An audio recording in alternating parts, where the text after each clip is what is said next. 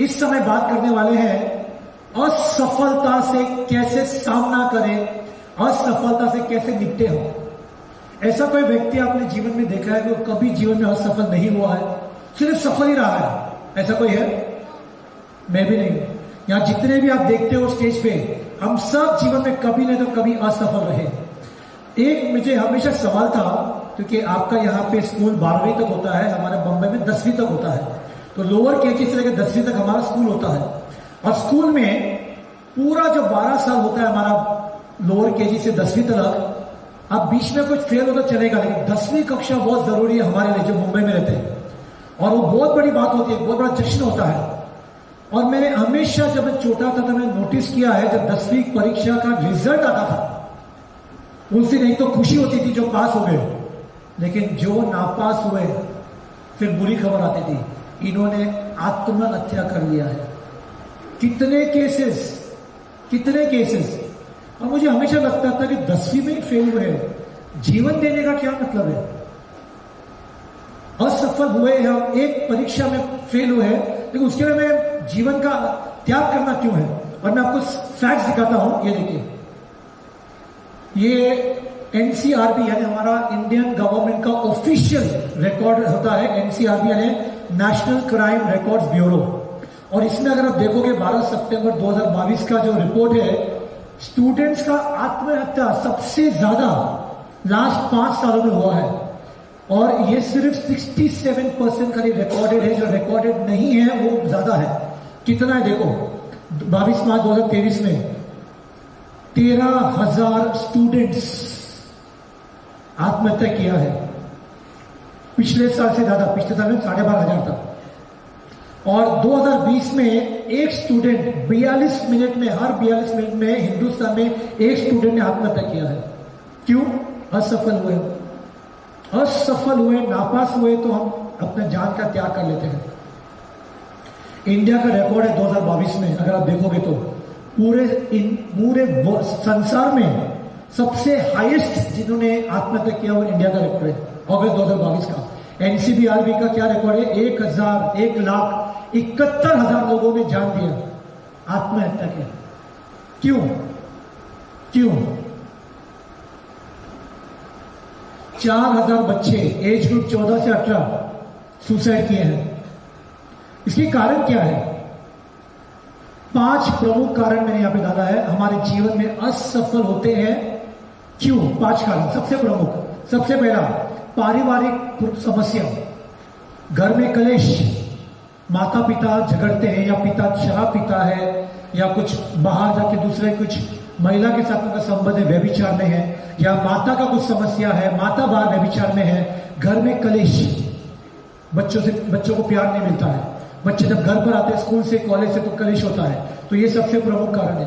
दूसरा, girlfriend boyfriend, प्यार में हम असफल होते हैं। हमने प्रपोज किया, लड़के ने नहीं बोला, हम जाके आत्महत्या कर लिया।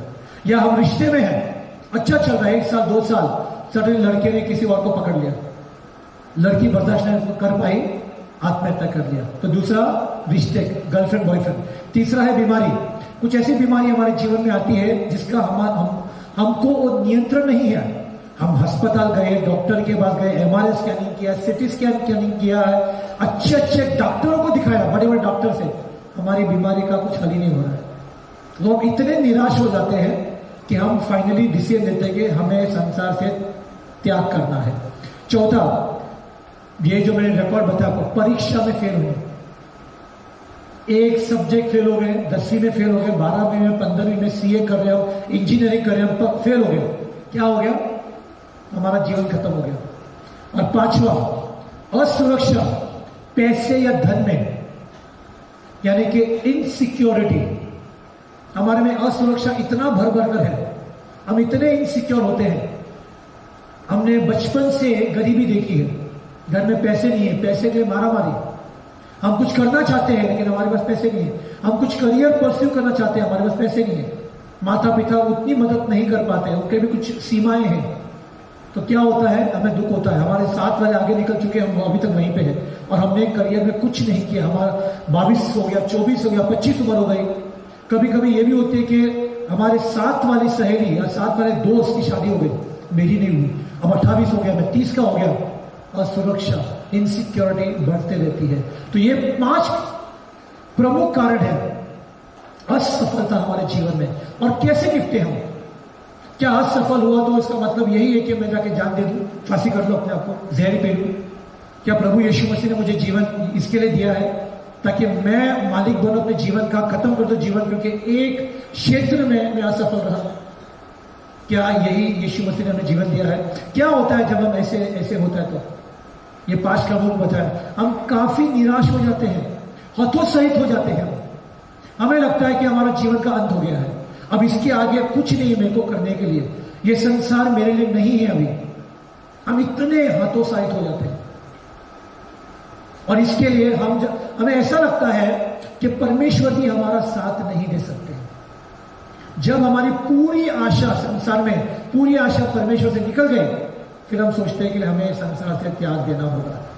लेकिन अगर आप एक बार वचन खोल के पढ़ो, निराशा में आशा लाने वाला हमारा परमेश्वर है, उम्मीद से बढ़कर करने वाला हमारा परमेश्वर है। यही वचन कहता है एफिसियों का 3 का अध्याय में 20 का वचन। लेकिन हमको तो वचन ही नहीं पता। अक्सर काउंसलिंग में पूछता हूं, वचन पढ़ते हैं? हाँ। 90% नहीं भी है, 10% हाँ। क्या पढ़ते हैं? भजन संहिता यानी स्तोत्र ग्रंथ का 90 और 1। ये हमको लगता है कि बाइबल है। बाइबल का वो आधा पढ़ना भी नहीं है। बाइबल में कम से कम 1500 पढ़ने हैं जो हमें रोज पढ़ना है। हालेलुया। ये अब इस इंसान को जानते हैं आप? कोई जानता है? ये इंसान की कहानी क्या है? ये इंसान न्यूज़पेपर यानी आपका अखबार जो आता है उस कंपनी में काम किया, उस कंपनी से छोड़ा नहीं, निकाल दिया गया, फायर कर दिया सो। क्यों? रचनात्मक नहीं है, इनके विचार इरादे वो रचनात्मक नहीं है। उसके बाद ये एक्टिंग करियर करना चाहते हैं, लॉस एंजल्स में गए एक्टिंग करने के लिए, वहां भी असफल रहे। उसके बाद इन्होंने कार्टून बनाया जो बहुत फेमस है, आप अभी समझ जाएंगे। मिकी माउस कार्टून देखा है? इनका ही है। जब इन्होंने मिकी माउस कार्टून बनाया, कार्टून के इसमें आए, वो भी असफल। क्यों? क्योंकि उस समय 1920 में माना गया कि महिलाओं को बहुत डर लगता है वो कार्टून से, मिकी माउस से, तो वो भी असफल रहा। उसके बाद 3 पिग्स बोल के और एक कार्टून बनाया, वो भी असफल रहा। कार्टून का बिजनेस डाला, वो भी असफल रहा। इस इंसान को तो मरना चाहिए था हमारे संसार के हिसाब से। कोशिश करते रहे, गिरे, असफल रहे, फिर उठे, फिर गिरे, असफल रहे, फिर उठे, फिर गिरे, फिर असफल रहे, फिर उठे। हमें वैसा ही करना है। आज हो सकता है कि हम कितने लोग हमारे जीवन में कितने क्षेत्र में हम भी असफल हुए होंगे, लेकिन असफलता हमारे जीवन का अंत नहीं है। फिर से दोहराता हूं, असफलता हमारे जीवन का अंत नहीं है।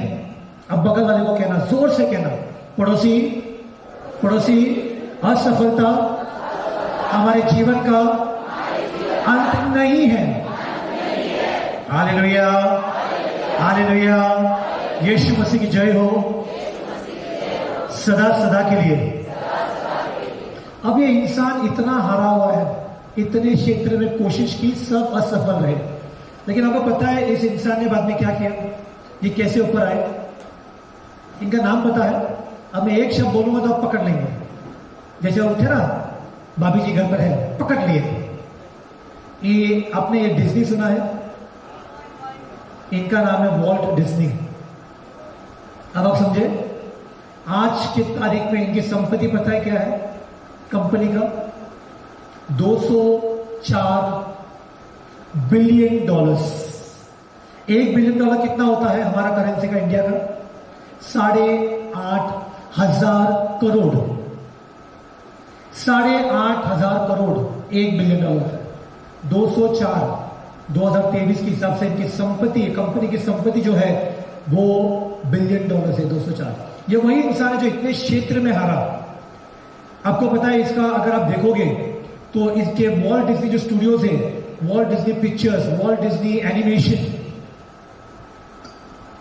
बड़ा थीम पार्क, हजारों हेक्टर पर थीम पार्क है फ्लोरिडा में।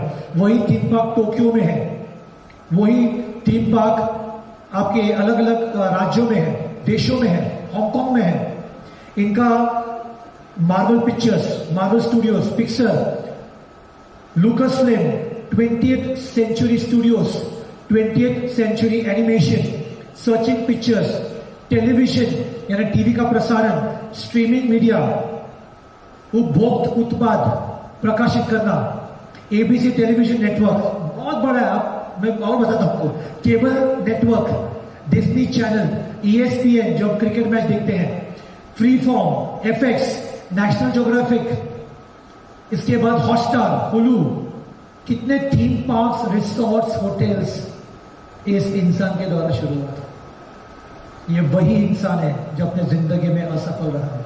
अगर उस वक्त उसे सोचा होता मुझे तो जीवन में कुछ नहीं हो रहा है भाई, मैं सोचता हूं कि संन्यास ले लूं, कुछ नहीं हो रहा है, काफी कोशिश की, अगर उस समय उसने हार माना होता, आज हमारे पास इतना बड़ा एम्पायर डिज्नी का नहीं होता। मैं खुद घर पे, मेरे पास ऑनलाइन OTT पे हॉटस्टार है, पहले ये फिल्म मैं भी देखता था, मार्वल स्टूडियोज यानी वो एवेंजर्स के पिक्चर देखे ना, स्पाइडरमैन, 20th सेंचुरी फोक, सब इनका ही है।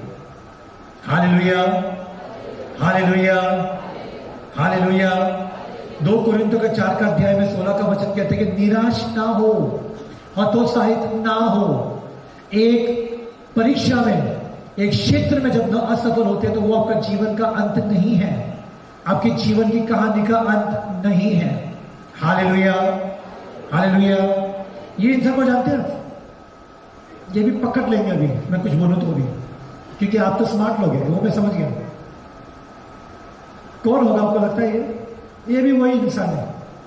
जिंदगी में कम से कम 5 बार, हम अंग्रेजी में कहते हैं बैंकरप्ट, यानी पैसे चुकाने में असमर्थ रहे। इनकी भी स्टोरी बहुत बढ़िया है, अगर आप देखोगे तो कितने बार कर्ज चुकाने में असमर्थ रहे। ये 5 बार जैसे बताया असमर्थ रहे। उसके बाद इनका जो पहला ऑटोमोबाइल यानी कार का कंपनी, जो डिट्रॉइट ऑटोमोबाइल कंपनी था, वो असफल था, उसमें भी बैंकरप्सी हो गया, यानी पैसे चुकाने में असमर्थ रहे। जो बैंक से लिए थे, उनके जो इन्वेस्टर थे वो अति सावधान हो चुके हैं, और उनका जो फर्स्ट प्रोडक्ट डिलीवरी ट्रक था एकदम बेकार निकला। उसके बाद उन्होंने एक्सटेल मॉडल बोल के कार बनाई, इतना बिजनेस में नुकसान निकला, नंबर 1 फ्लॉप निकला। उसके बाद इन्होंने पॉलिटिक्स में आ गए, पॉलिटिकल करियर बुला के पॉलिटिक्स में आएंगे, बोल के नेता बनेंगे, वहां भी असफल रहे। लेकिन आपको पता है, हार नहीं माना। हर बार जब असफल रहे क्षेत्र में, फिर उठे, फिर कोशिश की, फिर असफल रहे, फिर गिरे, फिर पैसे में असमर्थ रहे, लोन लिया, लोन चुकाने में जब फिर खड़े हुए, फिर कुछ नया बनाया, फिर कुछ नया सोचा, फिर कुछ रचनात्मक किया, फिर बैंक से पैसे लिए, फिर कंपनी में नहीं चला, फिर उठे, असफल उठे, असफल उठे, असफल उठे। और इन्होंने एक बहुत अच्छा कहा जो मुझे बहुत अच्छा लगा, असफलता दोबारा शुरुआत करने का एक मौका है। हमने पड़ोसी को कहना, पड़ोसी, जोर से कहना, पड़ोसी, असफलता दोबारा शुरुआत करने का मौका है। और इन्होंने फिर दोबारा शुरुआत की, और इनका नाम है हेनरी फोर्ड। फोर्ड कंपनी सुना है, हमारे हिंदुस्तान में बहुत जगह है, छत्तीसगढ़ में भी है फोर्ड कंपनी। इनके मॉडल्स देखिए जो हिट हो गए, इनका आज का संपत्ति है $44 बिलियन, $1 बिलियन 8,500 करोड़। ये देखा, ये सब उनका मॉडल है। इस आदमी को कौन जानता है? अगर आप सचमुच देखोगे तो आप कहोगे अरे ये तो धरती का बोझ है, परिवार पर बोझ है, सब पर बोझ है, पैदा होते ही इसे मर जाना चाहिए था। ये आदमी ऐसा दिखता है। ये पैदा हुआ था बिना हाथ बिना पैर का, पैदा ही होते असफल, मां के पेट से असफलता से आया, ना हाथ है ना पैर है। क्या करेगा इंसान? कभी आप कोशिश करना 1 घंटा हाथ को इसे बांध लेगा, फिर कोशिश करना कुछ काम करने के लिए, देखो क्या कर पाओगे आप। डिप्रेशन में था, इतना हतोत्साहित हो गया था, निराश होता, छोटा जब था, आत्महत्या करने की भी कोशिश की जब 10 साल का था। आपको पता है आज ये कौन है? इनका नाम निक वॉयजेग है। क्या करते पता है आप? ये एक प्रचारक है, 70 से ज्यादा देशों में गए हैं। और मुझे अवसर मिला जब मैं बंबई आए थे 2008 में, मुझे ऑफिस से कूपन दिया गया था कि आप भी जाइए, इनको सुनिए। और आप बिलीव नहीं, उनको उठा के लाना पड़ता है, टेबल पर रखते हैं ऐसे टेबल पे, और उन्होंने कैसा शुरू किया पता है? मेरी गवाही सुनने के बाद आपको मेरे जीवन से ईर्ष्या होगी, मेरे जीवन से जलन होगी। कौन कह रहा है? जिसका हाथ और पैर नहीं। कौन है पता है? ऐसे इंसान से कौन शादी करेगा? शादी हुई उनकी, यीशु ने सफल किया उनका जीवन, उनकी शादी हुई और उनकी पत्नी बाकायदा नॉर्मल है, आपकी तरह मेरी तरह बाकायदा नॉर्मल है। शादी के बाद आपको लगता है बच्चे हो गए? किसी ने कहा एक बच्चा है, कोई जानकारी रखता है? इनके 4 बच्चे हैं, 4 बच्चे इनके।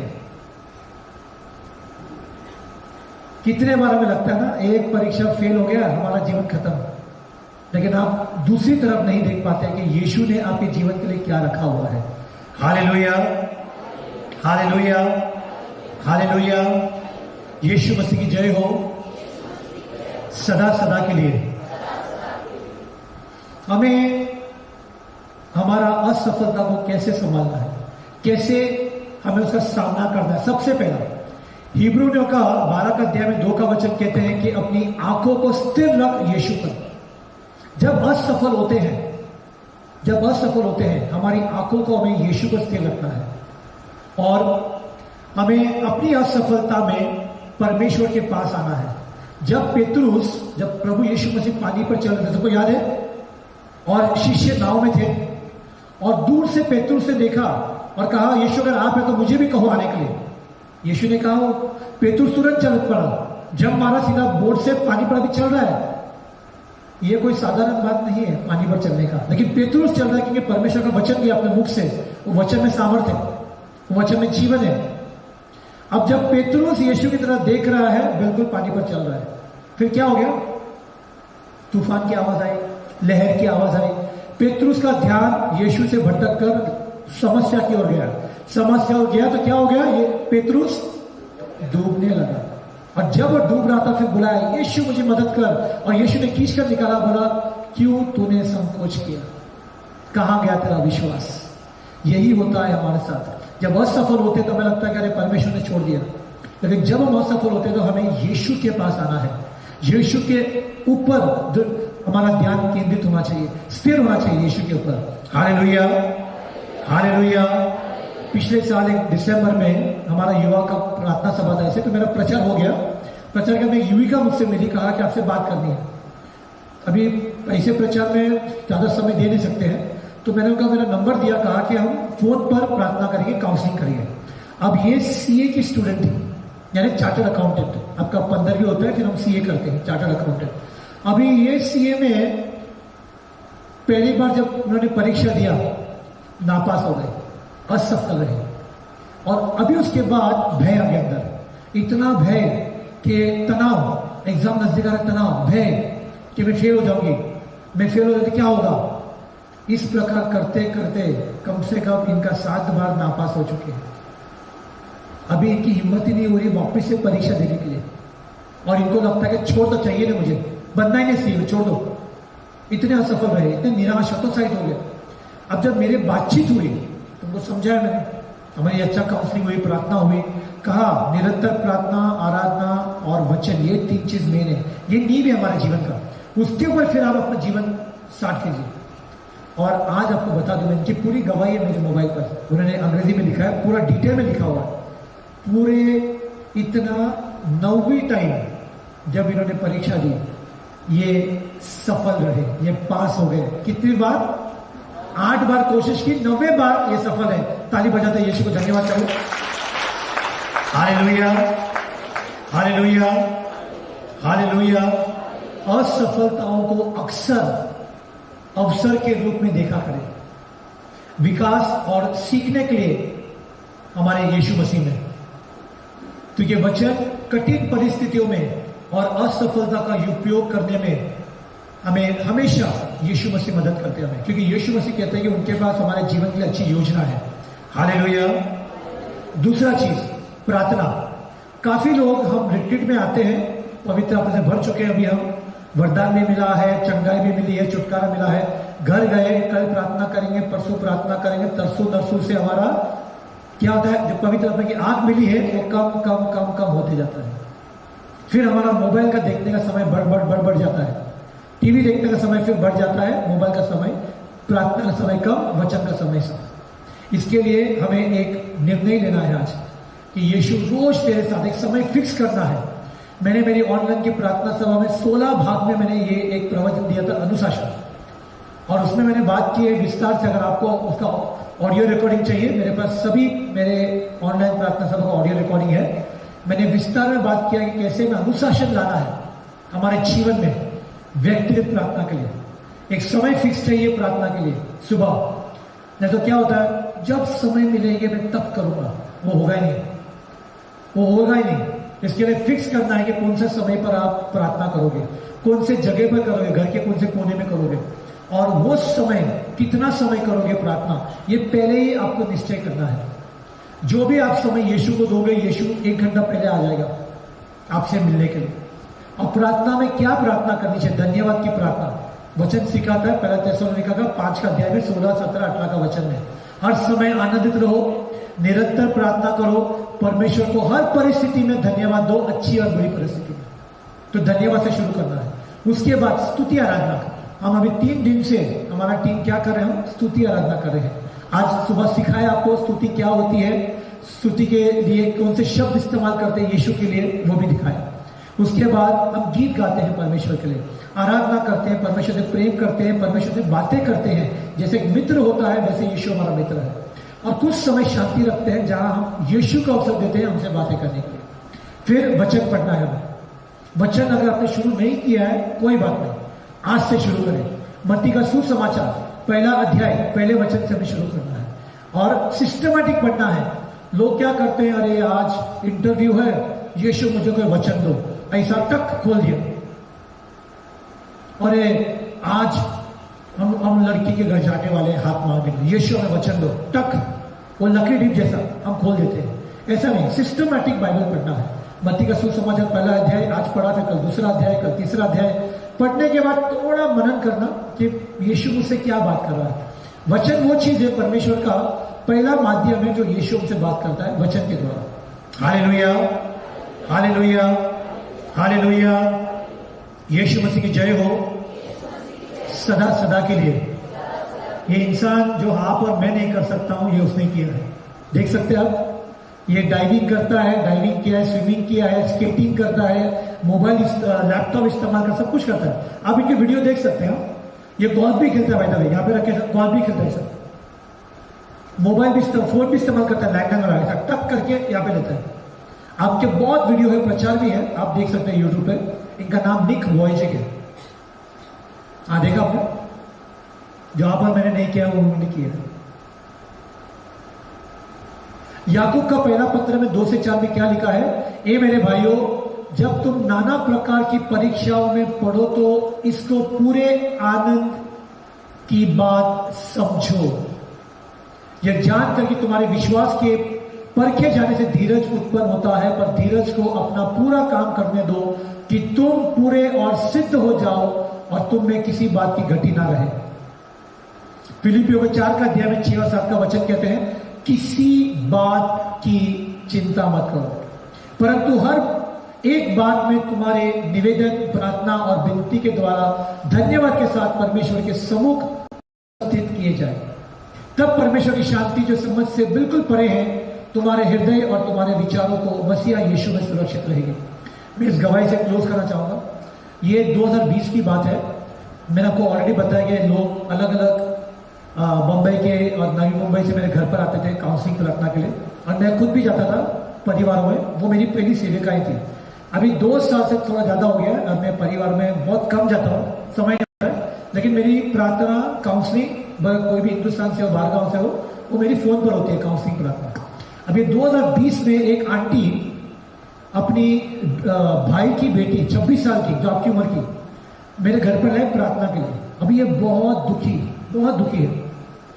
तो अभी हम सामने बैठे हैं मेरे घर पर, तो मैंने पूछा क्या हुआ। मुझे उनके बारे में कुछ ज्यादा नहीं पता।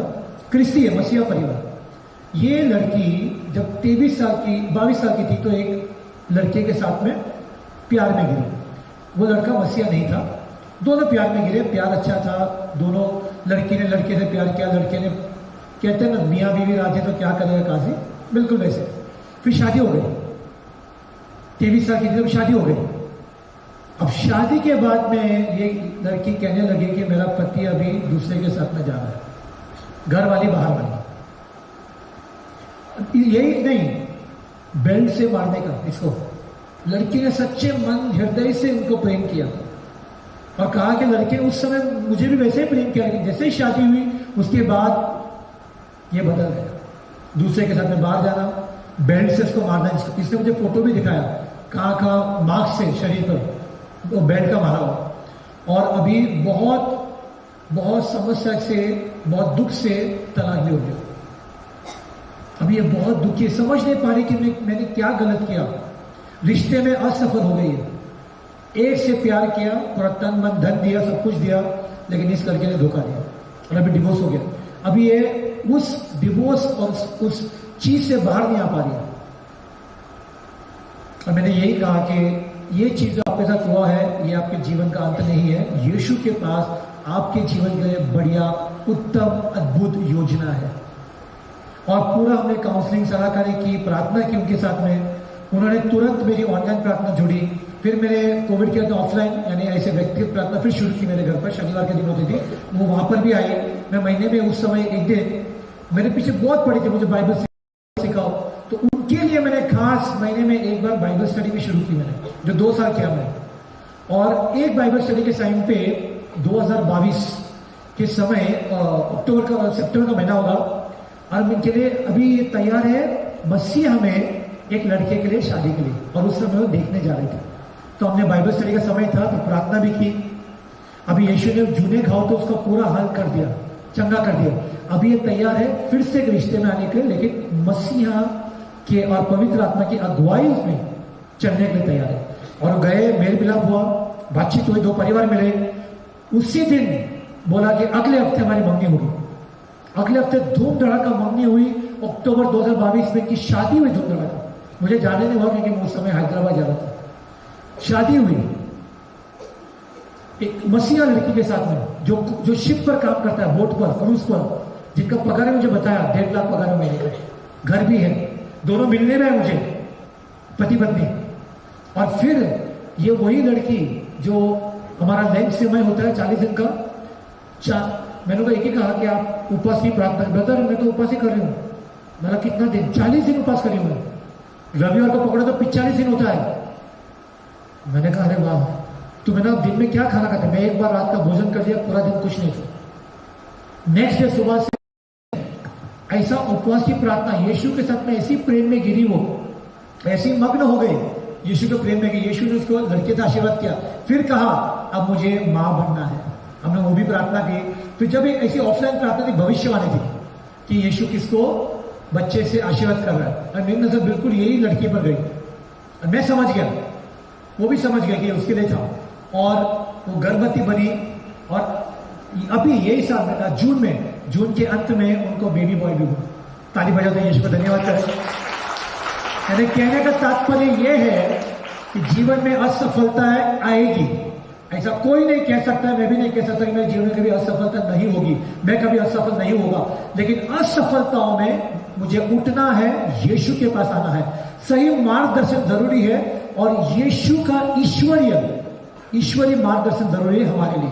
हालेलुया, हालेलुया, यीशु मसीह की जय हो सदा सदा के लिए। रोमियो का 8 का अध्याय में 28 का वचन कहता है, जो यीशु से प्रेम करता है सारी चीजें उत्पन्न होती है उस भलाई की ओर जो यीशु से प्रेम करता है। फिर कोई भी आपसे बुरा करे, कुछ भी करे, लेकिन सारी चीजें भलाई की ओर उत्पन्न होती है जो यीशु से प्रेम करता है। हालेलुया। आइए हम खड़े होकर प्रार्थना करें इस समय।